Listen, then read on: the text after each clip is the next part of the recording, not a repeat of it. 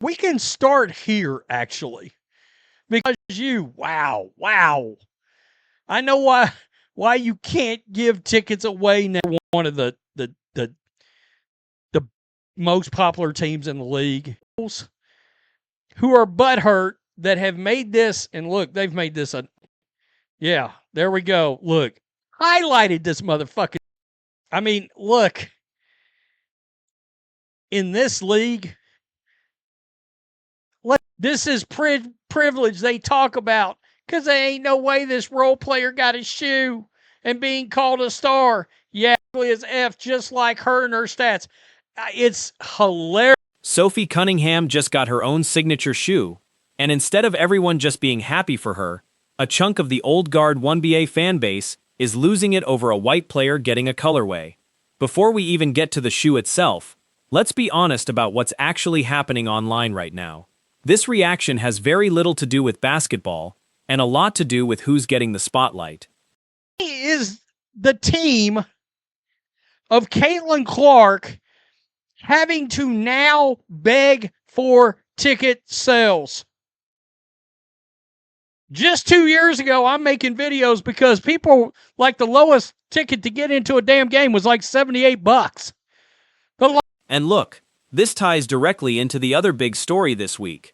Fever Games handing out free hot dogs and deep ticket discounts just to get bodies in the building. That's not a good look for any franchise, let alone the one with the league's biggest star on the roster, and it says a lot about where this season has gone. Family at family night, please come to games.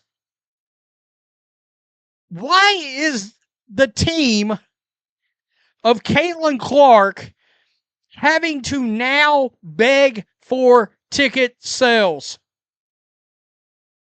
Just 2 years ago, I'm making videos because people, like, the lowest ticket to get into a damn game was like $78.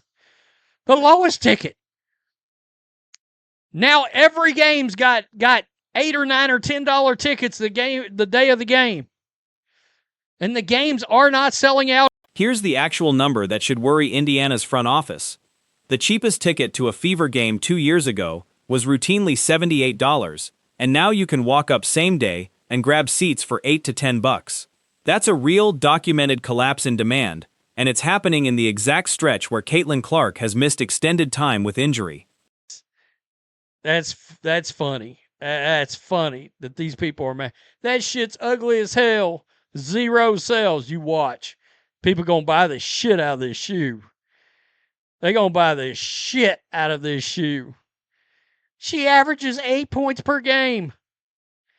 Trash. I bet you I could click on every. Now, some of the fan reaction being read here leans hard into DEI hire and woke language directed at the coaching staff, and I want to be upfront that this is exactly the kind of politically charged framing that turns a basketball roster conversation into a culture war fight. Whatever you think of the coaching decisions this season, reducing it to that kind of language isn't analysis, it's just venting. This little pink job. Fever Stars releasing their first sneaker PE colorway of the Adidas Crazy Energy. Well, I tell you what's got crazy energy. All of the assholes who are butthurt that have made this, and look, they've made this an obvious race issue right out of the gate on here. To those that still don't understand the concept of white privilege. The host's theory here is that the team might be quietly inflating attendance numbers through corporate ticket buybacks to save face. And honestly, that's a pretty common low-key move teams make around the league when they're struggling to sell out arenas organically. It's a fair thing to be suspicious of without needing any bigger conspiracy attached to it. Was Sophie Cunningham on Google. And that was before the viral meme that took over the planet for 10 days straight.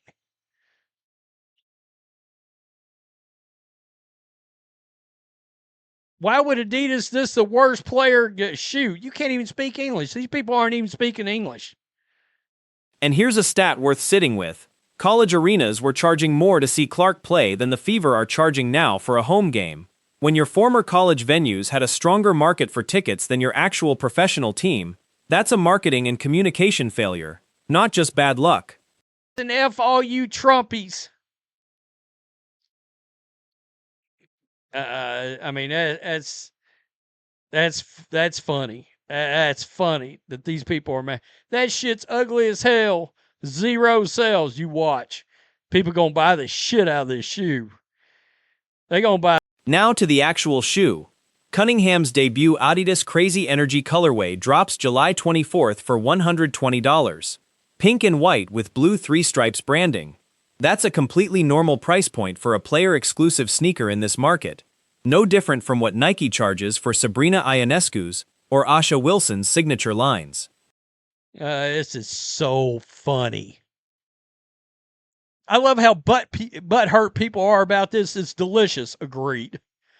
That shit's going straight to Walmart for $19.99. I bet she sells a shit ton of these shoes. I mean, seriously. And this is where the reaction gets genuinely ugly.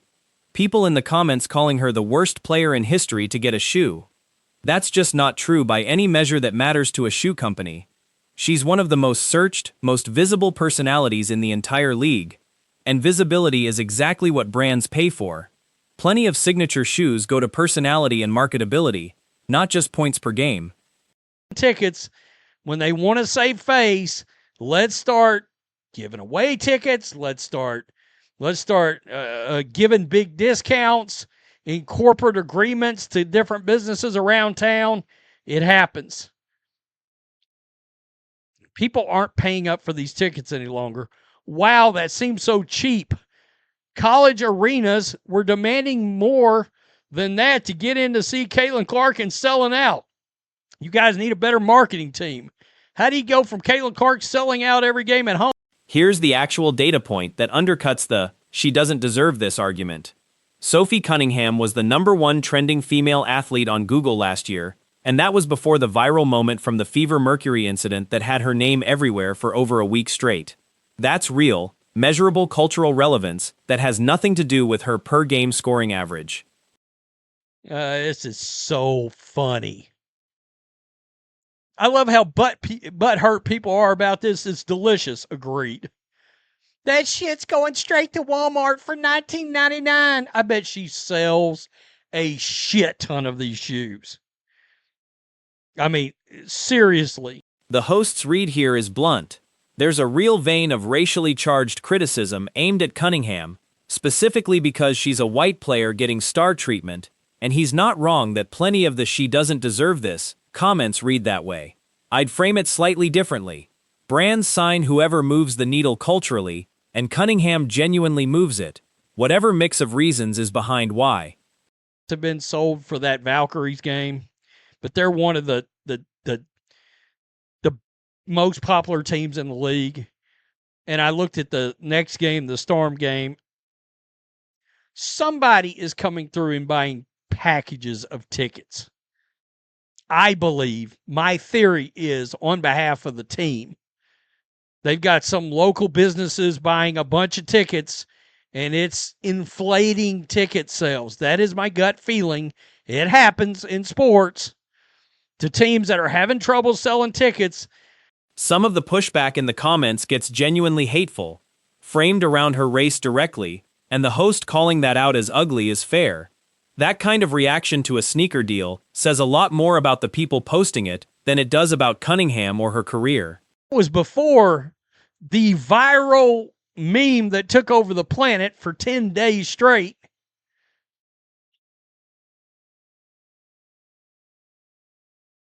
Why would Adidas, this the worst player, shoot? You can't even speak English. These people aren't even speaking English. I mean, it's all about popularity. There seems to be a lot of racist people upset that a white girl is getting her own shoe. There's a lot of people. And here's the line that actually lands. She's more popular right now than plenty of players averaging twice her scoring numbers. And that's just the reality of how modern sports marketability works. Stats matter for playing time. They don't fully explain shoe deals, brand deals, or cultural relevance. And Cunningham has all three right now, regardless of what her box score says. This is so funny. I love how butt hurt people are about this. It's delicious. Agreed. That shit's going straight to Walmart for $19.99. I bet she sells a shit ton of these shoes. I mean, seriously.